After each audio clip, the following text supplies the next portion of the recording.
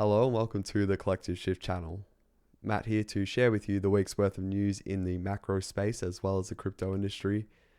I'll then wrap things up by discussing the state of the crypto asset market and where I see things heading next. Kicking things off with the Australian economy as always, and then I will cover the global macroeconomic space. And it'd be remiss of me not to kick things off with the news of the arrival of the Omicron coronavirus variant, which was detected a little over a week ago, I believe, first initially in South Africa, and it's now had cases detected in several other countries, including Australia. And that did really, in terms of the Australian outlook, that did delay news today coming in on Tuesday, the 30th of November, that the Australian government delayed the news I covered last week about the borders reopening to certain visa holders and international students and types of skilled labour. So that's been postponed till at least the 15th of December. So that was travellers from Japan and South Korea, if you may remember. So general consensus is, at least with this virus strain, that it isn't incredibly threatening. However, it is a kind of wait and see approach by the Australian government, and several other developed nations are really just waiting to get some more data on how severe and how infectious this strain is. So through the lens of Australia, that is the most significant news. Also had today Scott Morrison, the Prime Minister, saying that at this stage it's no cause to, bring Australian states back under lockdown measures, which we've seen in various states throughout the last several months. So that's at least the state of play at this stage. Speaking of Japan, they also today, or Monday rather, announced that they will suspend all foreign visitors from around the world in light of this news of the new Omicron variant. The decision means Japan will restore border controls that it eased earlier this month in November for short-term business visitors, foreign students, and workers. So again, some countries such as Japan, Morocco was another one, which have, completely shut up shop in terms of borders. Whereas most other developed nations are playing it by ear similarly to Australia.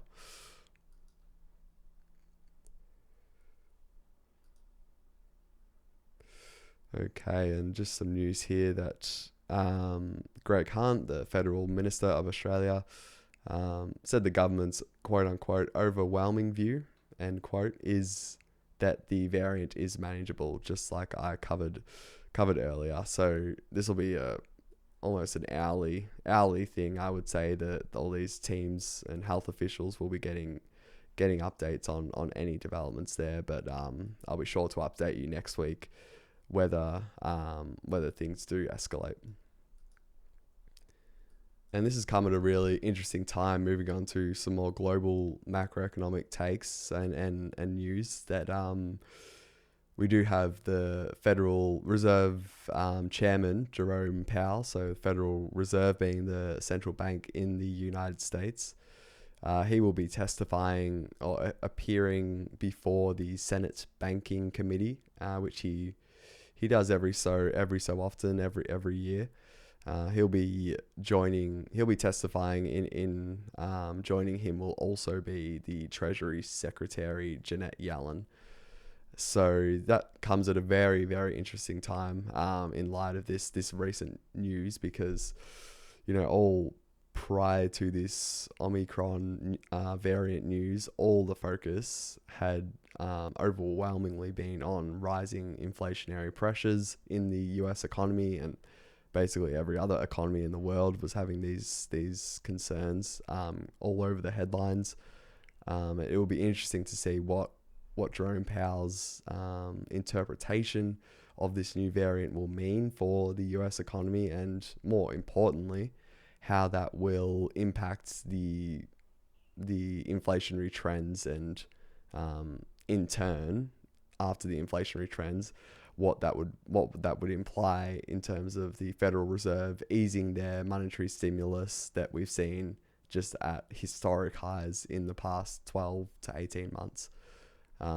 Just quickly, the faster that they wrap things up in terms of monetary stimulus, is it the consensus at least is if they kind of speed things up in terms of easing and stopping their monetary stimulus, that's generally seen as bad for the stock market and bad for asset prices, because it will mean that the stimulus, the show's almost over, so to speak, and interest rates and cash rates will start to be increased by the central bank.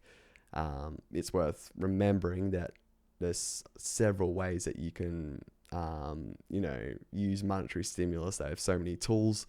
The most popular one is interest rates. That's definitely historically by far the most powerful monetary stimulus or monetary policy tool rather.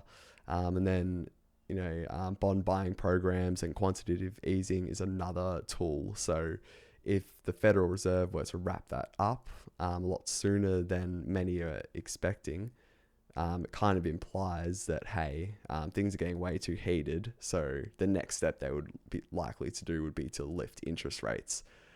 So that's just why you're always going to see so much discussion over inflation over the next 6 months or so, and what that means for you as a share investor or a crypto asset investor or even a property owner or even a property investor, is that it's going to have like massive implications on what happens to monetary policy, and that in and of itself has a massive sway over the state of markets and I guess the risk tolerability of individual investors and also just funds and sophisticated investors and retail investors.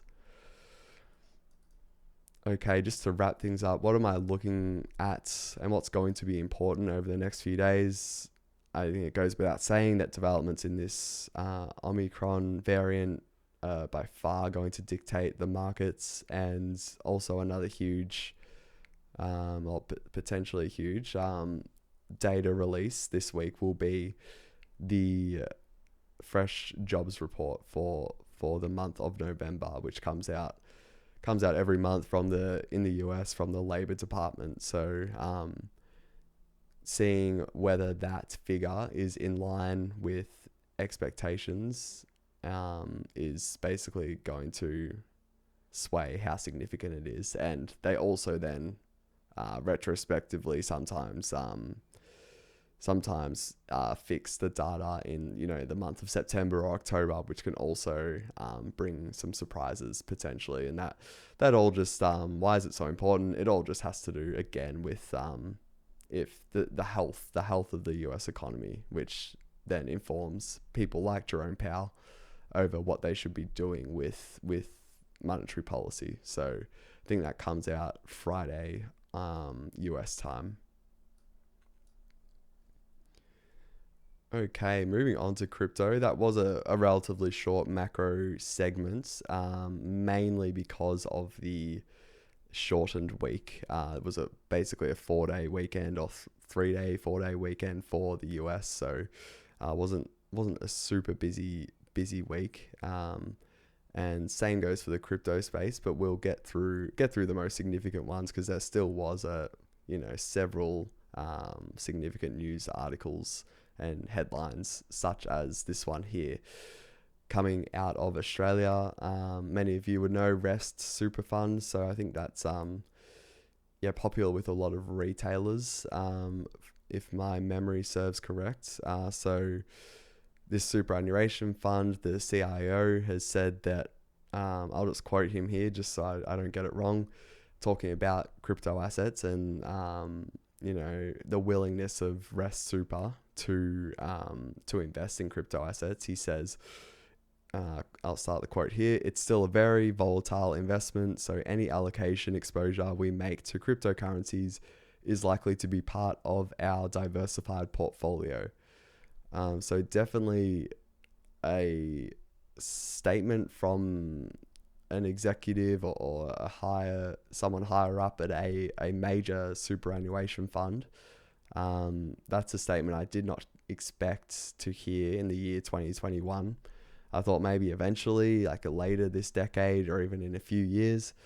However, yeah, it's just, I guess the growing up and development of this crypto asset class has really expedited definitely over the last 12 or 18 months. And that's why we're starting to see, like people and entities react to this and acknowledge that development and maturing of the asset class with, historically, traditionally extremely conservative entities such as superannuation funds, or you can think of them as retirement funds if you're not from Australia.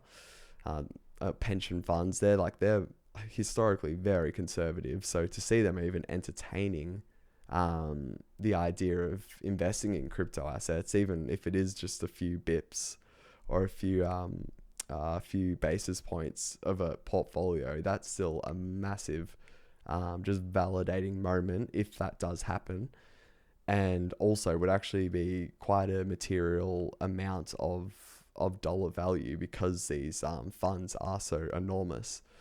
So yeah, very exciting stuff there. It was worth pointing out just quickly that following this speech, a spokesperson from REST did clarify the CIO statement, and I'll just quote here that REST Super Fund is, I'll start the quote, certainly considering cryptocurrencies as a way to diversify our members' retirement savings, but will not be investing in the immediate future, end quote. So despite the headlines, it wasn't probably as bullish or as exciting as initially it may have seemed, but I thought it was still significant news just because, again, mostly you've seen any comments from people in charge of superannuation funds. You've seen it just get shut down pretty quickly over the past years, and now that's definitely kind of changed, at least for some Australian superannuation funds. There was one, I believe, that still carried the view that they were too dangerous or too risky for their members. Yeah, there was one from someone from Australian Super, Paul Schroeder, stated on Monday that, quote, "We don't see cryptocurrency as investable for our members," end quote. So yeah, definitely not every fund, but I thought with how big REST Super is in the Australian superannuation space, I thought definitely worth mentioning. Okay, $1 trillion investment firm Invesco launches European spot Bitcoin ETP, or exchange traded product, which in Europe is more or less like an ETF. Basically, for all intents and purposes, that is the same thing as an ETF, which is an exchange traded fund, which is just something, an instrument that, as many of you would know, an instrument that trades on a stock exchange such as the Australian Stock Exchange, and you can put your money into it, $500, $5,000, and it will basically give you exposure to, like, really, there's so many things an ETF can track, but for the sake of this one, it would be exposure to Bitcoin. So again, a highly regarded and established US investment firm here that manages 1.3 trillion in assets. They've partnered with CoinShares, who is one of the more established crypto companies. They don't really get too much headlines or too much attention here in Australia, nor do they really in the general crypto media, because they are more of a back-end kind of company that works more with institutions and, I guess, enabling assets to be traded, or derivatives instruments to be traded on, more traditional stock exchanges. However, yeah, CoinShares is doing some really quality work over the past 12 to 18 months in particular, with getting a bunch of ETPs, up and running in Europe predominantly. I would note here that This is Invesco's first European exchange ETP that's backed by physical Bitcoin. So as many of you would know, the big issue with there was a massive celebration when the first Bitcoin ETF got approved a couple of months ago. The one criticism of that being that it was backed by, it was a derivatives or futures backed ETF. So it wasn't directly tied to, or it wasn't directly backed by Bitcoin that the ETF issuer would be purchasing off of an exchange, for example, or a OTC trader, over-the-counter trader. So that was a kind of a criticism of it because it might not directly impact demand for Bitcoin and therefore the price. But to see a physical Bitcoin backed ETF is definitely what Bitcoin investors would prefer. And to be honest, there's a strong argument that it's just more cost effective for the traders and the owners of those ETFs. So great to see that this one, at least in Europe, is backed by physical Bitcoin. Okay, MicroStrategy here. I haven't seen them in it must be a couple of months here since there used to be a stage where MicroStrategy would purchase Bitcoin, like it seemed like every other week. But they did have stopped, at least into my eyes, in the past couple of months. But yeah, they're back. They're back here with Michael Saylor, the CEO, announcing that MicroStrategy has purchased another 7,002 Bitcoin for roughly 414 million worth of cash at an average price of $59,187 per Bitcoin. So it brings its total holdings up to 121,044 Bitcoin. So yeah, they just continue to add to their stash. And I thought it was worth mentioning because this purchase of 7,000 at that price is definitely one of the more significant Bitcoin purchases that MicroStrategy have made over the past, or this year, to be honest. It would definitely be up there with one of their most dollar value or highest dollar value purchases. Okay, it was massive news this morning, which I woke up to here in Australia, that Twitter's CEO had announced that he's standing down. So Jack Dorsey has been the CEO of Twitter for, like, he's the founding CEO. So about, I think, 15 years he has been, leading things there at Twitter, which is, under his time has copped a lot of criticism for not really struggling to find ways to monetize as opposed to other social media companies such as like Snapchat and Facebook and even YouTube, which is owned by Google or Alphabet. However, like, it's just made such a huge, Twitter of course has made such a huge impact on the world and politics and media. So things like that, definitely the crypto space would not be the same without Twitter. So it was a significant day today. I'm not sure, I don't think there is any clarity yet on what he's going to do with Square. So Square is the massive or huge payments company in the US that Jack Dorsey is also CEO and co-founder of. So I believe he's still listed there as their CEO. So it was very, very significant. And now everyone's wondering, what is Jack going to do next? Because everyone knows how big of a advocate he is for Bitcoin. On his bio, of course, he's had just hashtag Bitcoin for must be like over a year now, and just being very close with Strike, the STRIKE, which is a very fast up and coming Bitcoin startup. Or it's not really a startup anymore, it's more a company that has done a lot of work on technological solutions built on top of the Lightning Network, which is basically a network that sits on top of Bitcoin just to make transactions faster and cheaper for the everyday everyday user. So whether he might do some more work with Strike is perhaps one option. But it'll be just a wait and see on what Jack does there. And as for Twitter, it's an interesting time because they have for the first time announced just recently, or at least hinted towards, and I think some staff confirmed that they were going to be doing integrations of NFTs on non-fungible tokens, which of course are built on the likes of Ethereum and many other smart contract blockchains.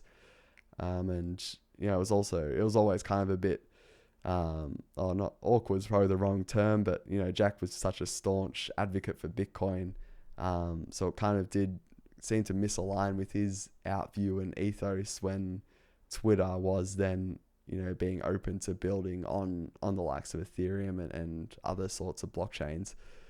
So it'll be, I'm certainly very interested to see where Twitter goes next, and if they indeed perhaps escalate their development of integrating Web3 solutions, and NFT solutions and Ethereum based solutions, or perhaps even another blockchain.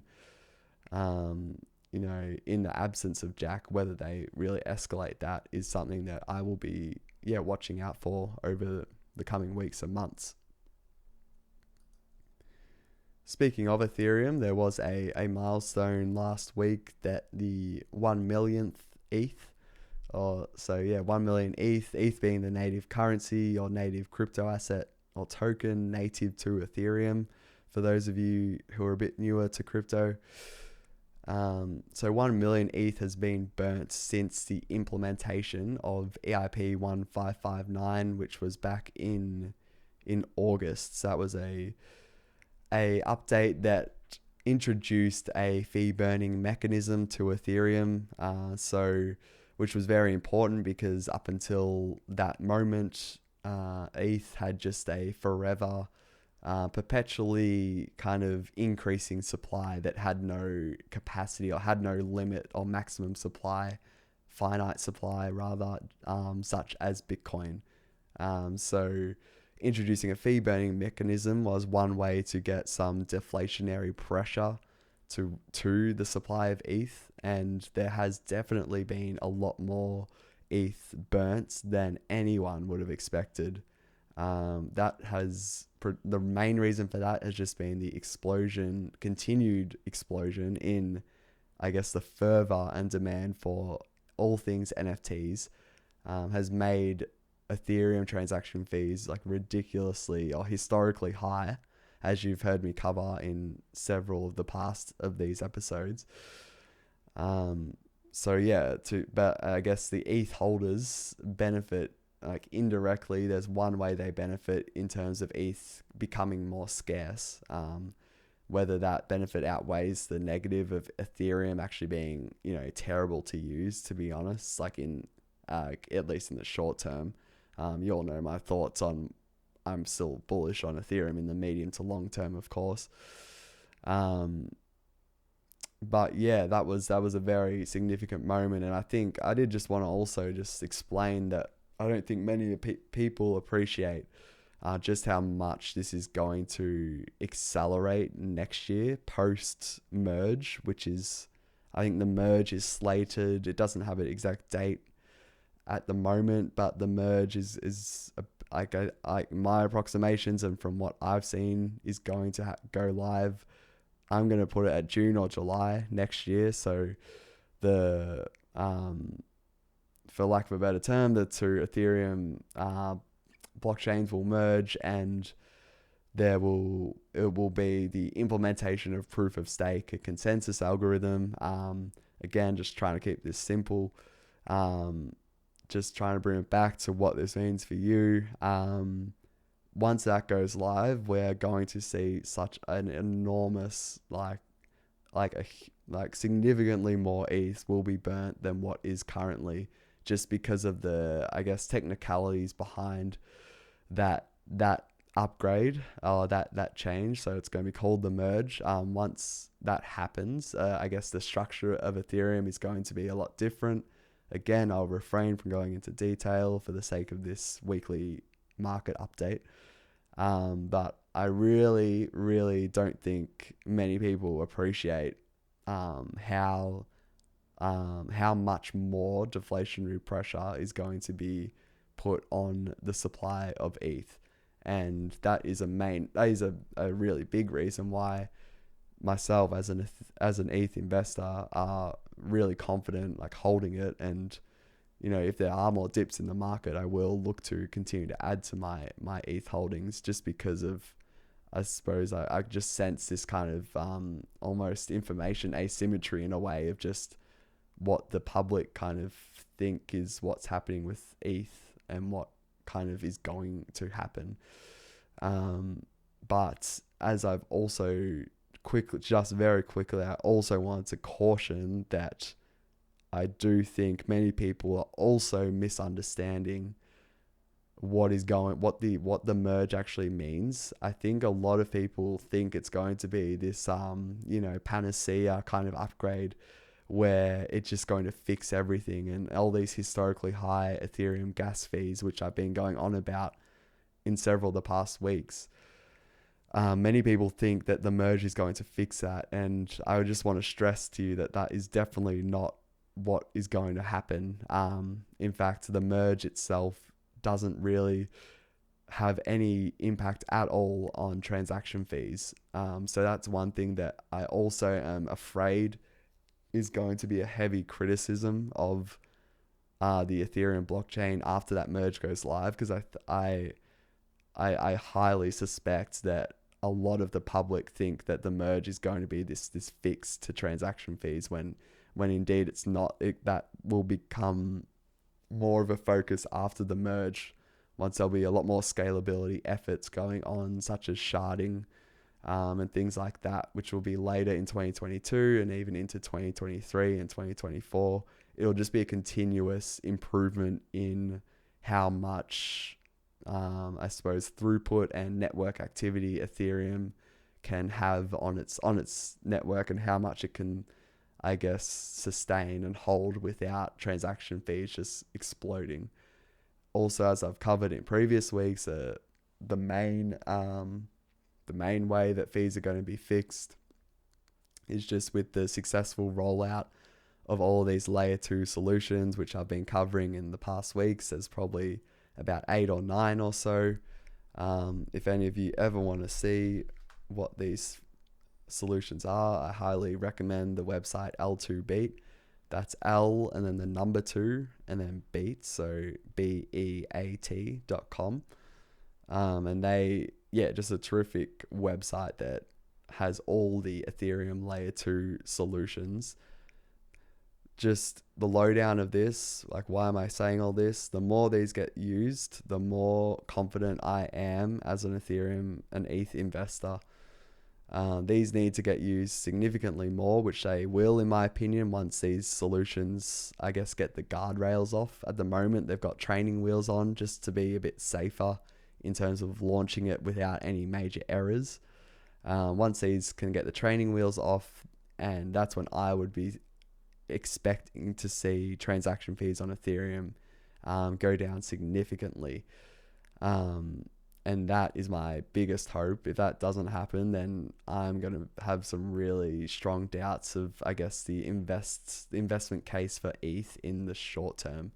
I'm still confident it can get solved eventually, but as I said, big concerns about the public's expectations of what I think people are perceiving the merge to be. That's probably like the negative side of, like, I guess, the information asymmetry I was just saying. But then I've got this other thought in my head of this almost a bullish case for ETH, another information asymmetry, which I see as people not understanding how much more ETH is going to become deflationary, or how much more, I guess, the supply of ETH is going to be like decreasing, or at least net deflationary after the merge goes live. People are really surprised with how much is being burnt from the supply at the moment, but that is only just going to be multiples more faster once the merge goes live. Okay, just on to some major news. This probably deserved to be further up, or sooner covered sooner rather up the order, because it is very very significant. Citigroup, a former Citigroup executive, Matt Zhang, that's Zhang, has launched is launching a $1.5 billion venture fund focused on crypto related investments. So he's also hired a former Goldman Sachs analyst, who is popular under the online gaming persona Das Capitalist. He will also be on the team, and he will be leading this venture firm's play to earn strategy. So, as many of you would know, this play to earn investing and this play to earn space in the crypto world has exploded in the past 6 to 12 months. Most notably, pioneered by Axie Infinity, and we're seeing so many now, copycat projects, for lack of a better term, that doesn't do justice to some. Some are taking that Axie Infinity model and, adding their own improvements on it and their own, I guess, unique takes. So, this fund will have their own person dedicated to that. But no, significant. I think Citigroup was one I actually covered last week, that they were looking to hire 100 people to beef up their own crypto asset team. So it's kind of, interesting to see just a week later, probably one of the more experienced, people, it seems like, in the Citigroup's organization that has an understanding about crypto, has actually left to go out on their own to start up their own fund, which we've seen many times before in this industry over the years. And 1.5 billion, definitely a very large sum to be starting off with. So looking forward to following Matt Zhang's work and seeing who joins their team and what kind of investments they make. They're also going to be doing some trading and then also some venture investing, and then they'll be deploying some capital towards staking as well.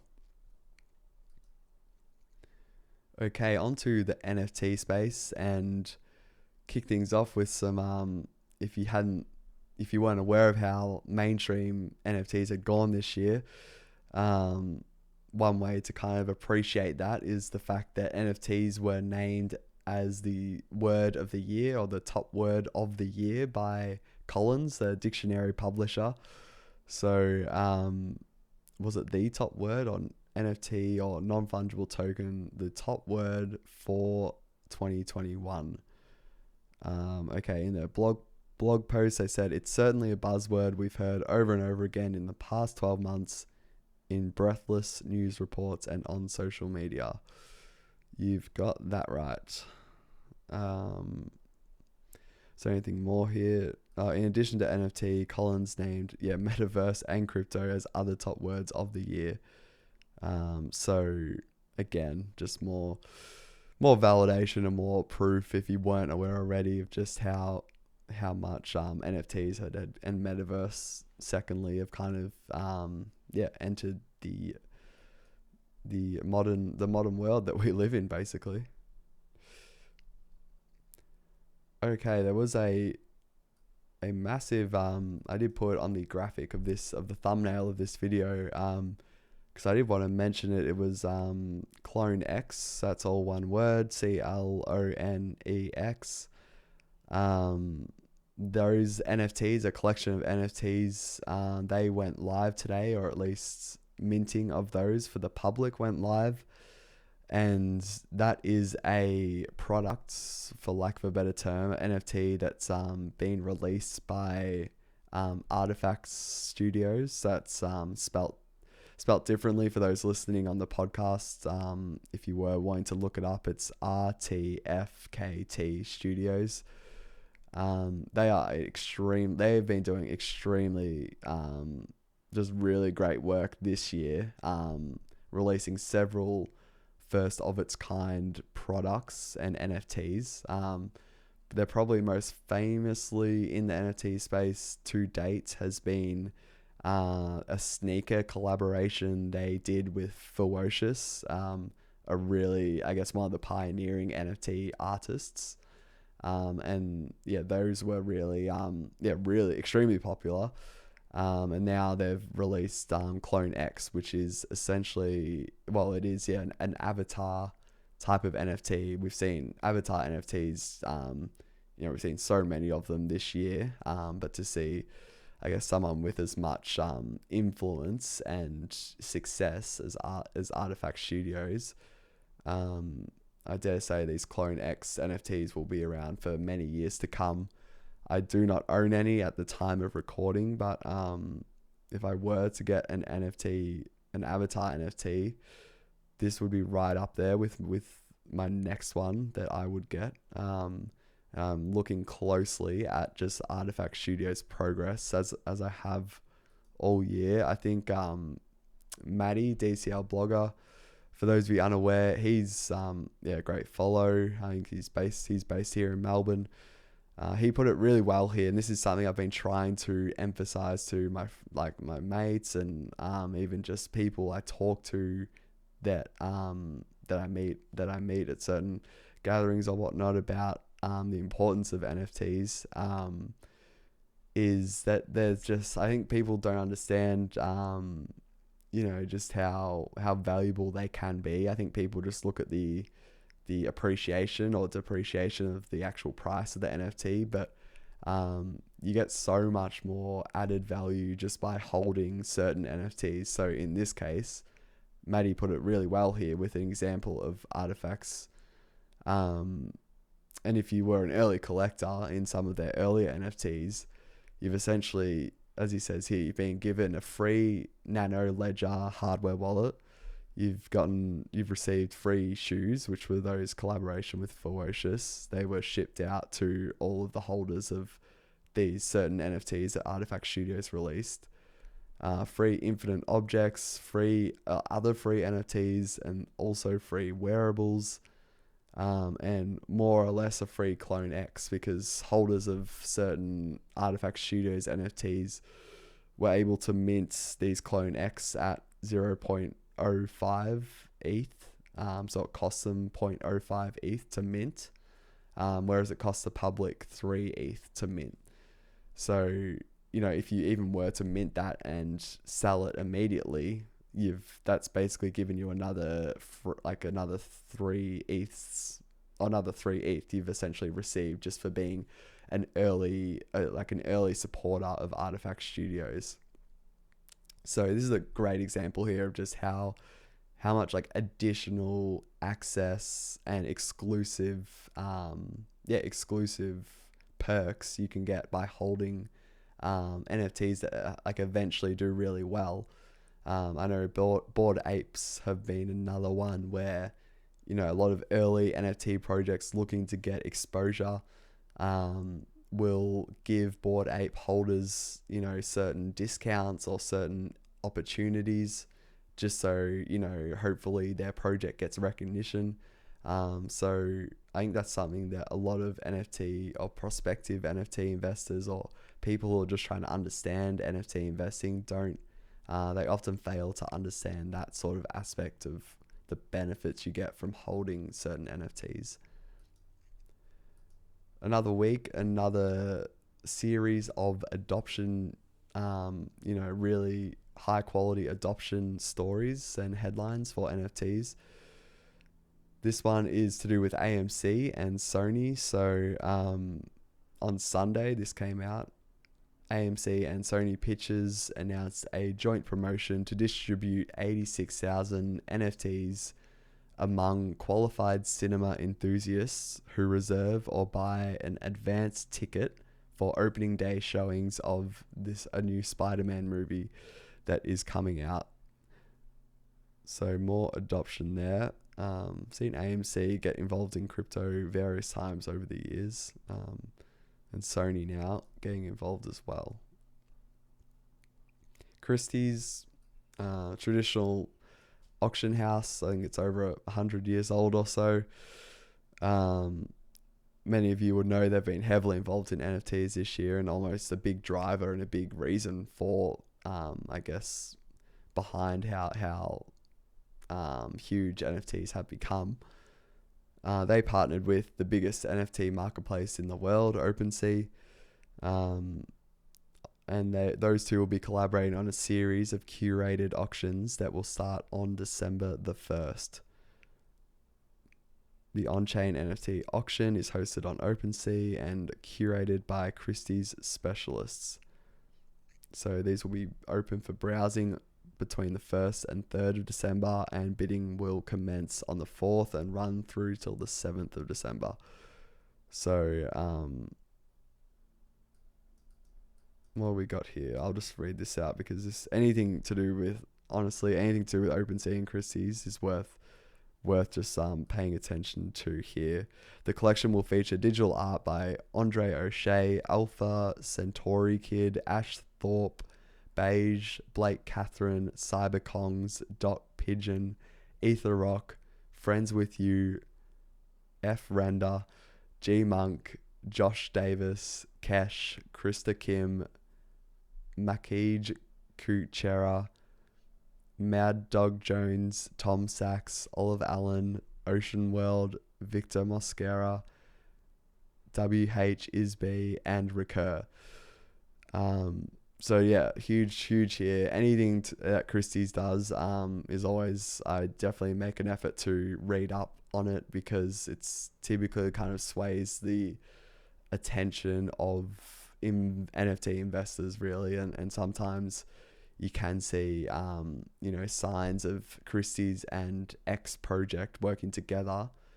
You'll typically see a short term, like a strong increase in the price of that X NFT. So that's kind of why I just wanted to emphasize the artists that will be featured in these collections. Budweiser here is launching NFTs that are going to be based on Ethereum, and they're calling these the key to the Budverse. So the beer brand, as many would know, this will be a collection of 1,936 NFTs, which will range from $4.99 to $999. With each will unlock future benefits and perks. So again, those perks I was just talking about earlier, really wanting those to be more embedded in NFTs moving on to next year, because I think it's just such it'll help so many people understand NFTs a lot better.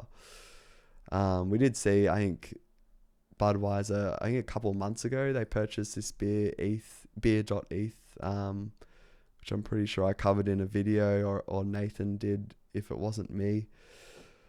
And now they have that beer.eth as their Twitter name as well. So I think that's the first non-crypto native company to display their Twitter name as their Ethereum name, their Ethereum domain. So yeah, that in and of itself was significant, but they have been sitting on that domain name for a couple of months now, so it's good to see them using it.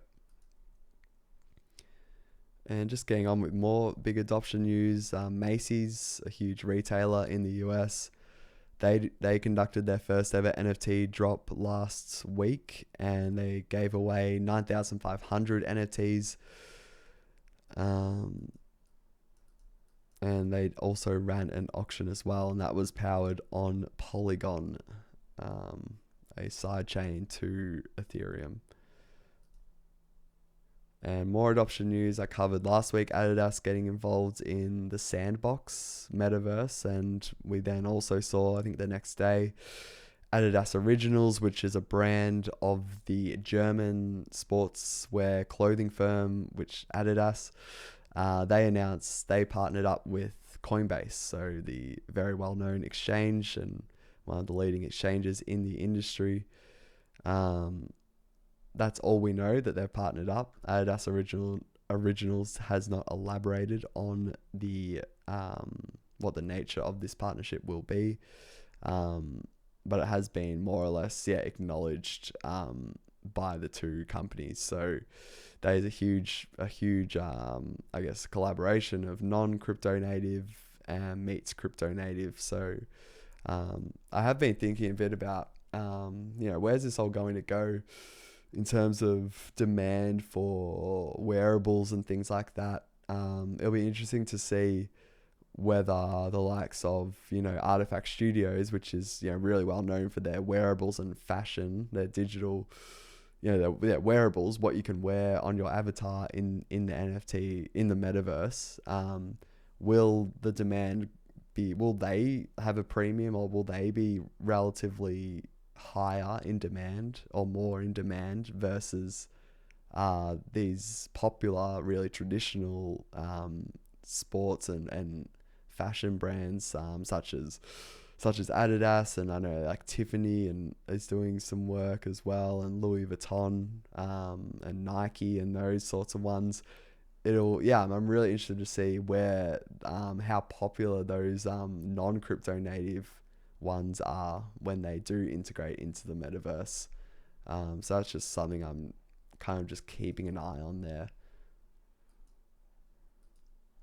And Adidas, once again, like this is now the third piece of news in 7 days for Adidas in terms of just getting involved in the crypto space, is that they were teasing partnerships, or at least 3 entities were. This was G Money, an extremely well-known NFT, investor and entrepreneur in the NFT space, Bored Ape Yacht Club as well, and Punks Comics, all teased partnerships with Adidas, just days after Adidas purchased that land in the sandbox. So no details again on this, but so also likely to be coming out something to do with this in the coming weeks.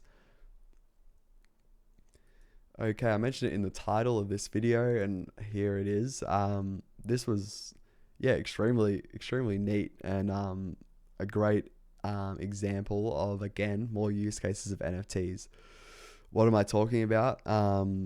This here is a video. For those of you listening to a podcast, this is a video of someone who has developed a prototype that is a car sharing system that has support, or is integrated with Ethereum Name Service.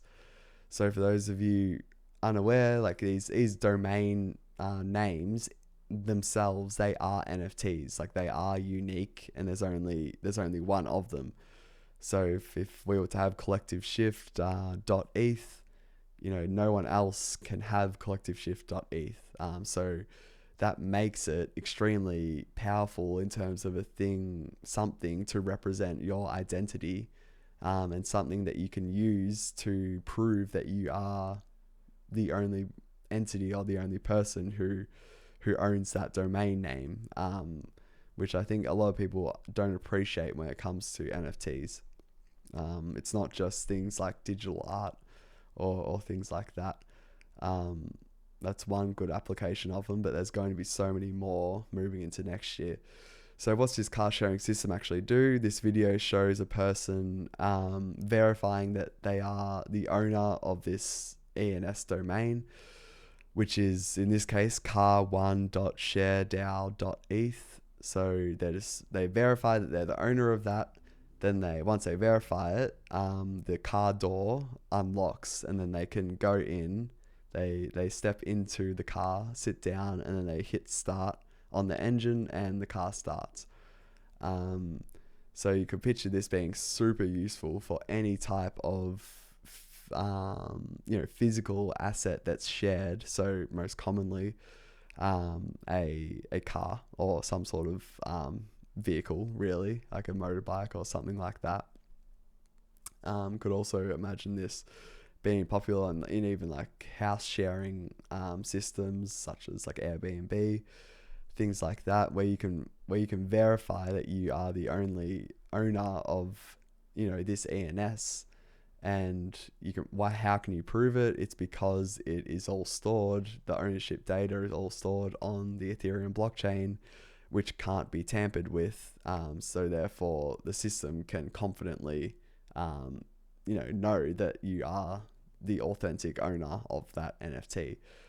So I really just wanted to just showcase this to you, And just to give you some more examples of what's possible with NFTs, this was a really cool solution and a really cool prototype.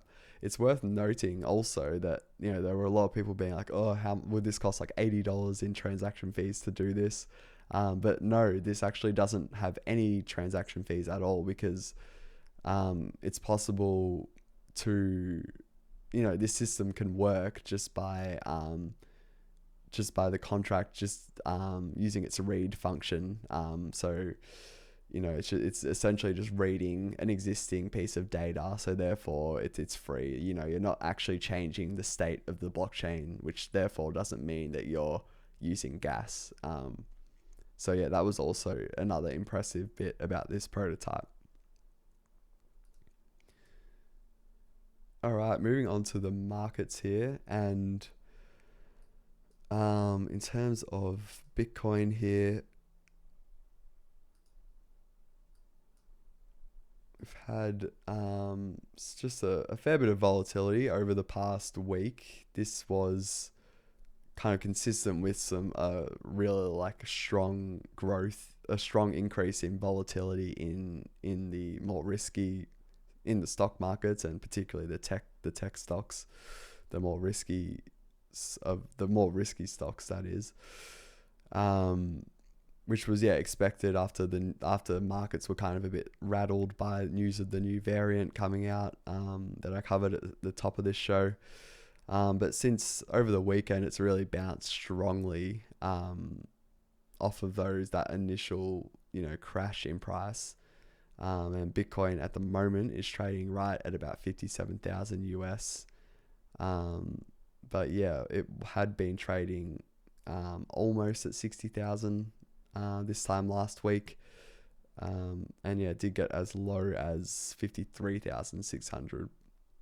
And RSI relative strength index is about tracking at almost in the middle at 50. It's at 45 at the moment, which is not really giving us too much information, not overbought or not oversold. In terms of ETH, that's performed a bit better than Bitcoin, but it's still not returned to higher than that initial crash from the news of the new COVID strain that we had there, the Omicron variant. ETH did go as low as, it did dip under 4,000 very temporarily, and did get as high as 4,550, and at the time recording is 4,442 with the RSI at about 53. So again, not really giving us too much information there. And the price is trading, well above all three of those moving averages, the main ones, the 50, 100, and 200-day moving average. Whereas Bitcoin is actually only trading above the 100 and 200-day moving averages, and is actually significantly has lost the 50-day moving average. So for the bulls, they would be hoping that it can reclaim that and get on top of that 50-day moving average, which would definitely paint a much more bullish outlook. Kind of just to put this outperformance another way of Ethereum outperforming ETH, that is, or Ether outperforming Bitcoin. The ETH BTC ratio is actually at the best it has been since, let's get rid of these ads here, the start of September. Which is very noteworthy. That's about almost 3 months now. That is almost at 3 month highs. So at 0.078 really. And as you can see here, for anyone watching on YouTube, it's basically climbed 10% in the past 10 days or so. And and just wanted to point out an on-chain, a noteworthy kind of development in the on-chain kind of analysts or on-chain analytics. Saw here the total Bitcoin supply held by entities with 1 to 10 BTC. So I guess people or businesses or funds holding 1 to 10 BTC. The total supply held by that bracket of people or entities is at an all-time high. So this bracket of people that hold 1 to 10 BTC, that figure now is at 1,650,000 BTC. So again, it's just kind of a more signal of what I've been talking about the past few weeks, that the long-term holders are not really getting disturbed by any recent selling of Bitcoin, and you're kind of just seeing them in net terms still add to their positions. This is something that all Collective Shift members have been getting real frequent updates by, in my opinion, one of the leading on-chain analysts in the whole crypto space, Checkmate. He's been doing some fantastic work, doing 2 videos a week for members, and which includes written posts as well. And then he will also do 2 extra posts which are just written, which is what he did today. So you're getting 4 posts from real quality on-chain analysts, and again, he's continued to just demonstrate how long-term holders are really not being rattled here, and a lot of the selling is coming from those really young coins or those young BTC holders. Just another way that I guess another lens through which to view the state of the markets. It's always welcome to take in when you're thinking about whether to invest or whether to sell some of your existing holdings. What am I looking forward to over the next few days? I did just want to note there's like several conferences and events going on this week. So will be occupying, much of my research efforts this week, outcomes out of these events, and even new projects that are announced out of these sorts of events you typically see. So some that I'm going to highlight here, Algorand is holding its conference or event, a 2-day conference called Decipher, DECIPHER. And I do believe that there was Pablo, a really prominent name in the NFT space. He did announce his NFT platform today. I believe he did so at this conference. But you can check that out if you want. I believe that it is called Ourists. That was one I've been keen to see go live, and I believe it did today. So Aurist, that's AORIST. I have not yet looked at the live platform, but I'll definitely be doing so either tonight or tomorrow.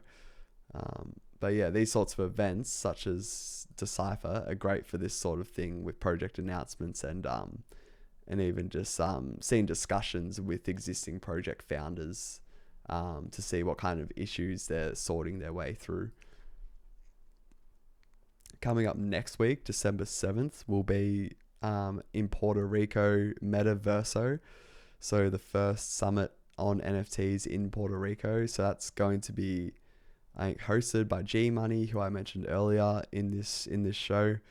And there are several key figures in the NFT space which will be heading over to Puerto Rico to present and to be there. So again, I dare say there'll be some major announcements made here, and perhaps even some new project launches, maybe some projects that come out of stealth and present themselves. Also have here NFT BZL or BZL. That was happening, I think, this week. and is a day-long conference giving attendees inspiration, education, and network. It's all to do with Web3. So yeah, a lot happening in Miami this week. That's actually at FTX Arena, which is where the Miami Heat play, for any of you NBA fans out there. And then finally, Decentral Miami Conference is also on. So that's a conference that will be on both NFT and DeFi. So that's also happening in Miami, and that will be running on November 30th and December 1st.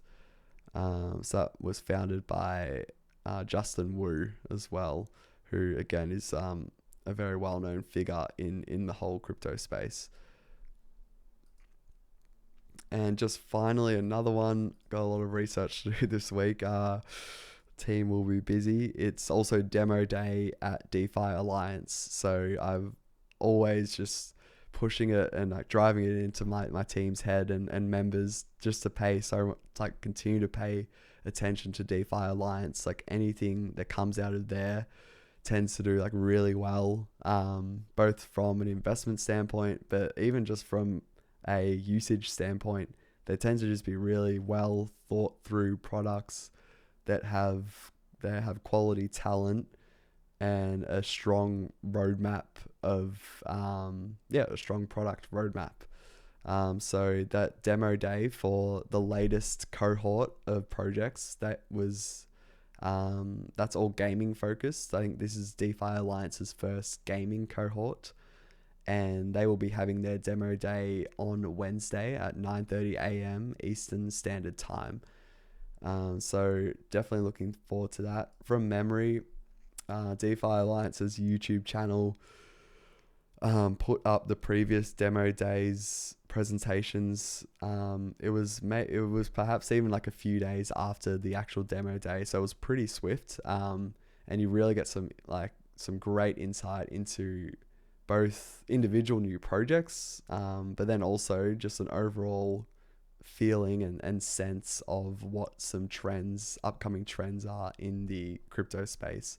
And in this case, you'll get a really great glimpse into what's ahead in the gaming sector, or the crypto gaming sector. But yeah, speaking of seeing what's ahead, I think we're definitely as busy as ever on these project discovery calls that Nathan, senior research analyst, does 5 days a week, collective shift, Tuesday through Saturday for those in Australian time zone. Then I'll help him out 3 days a week.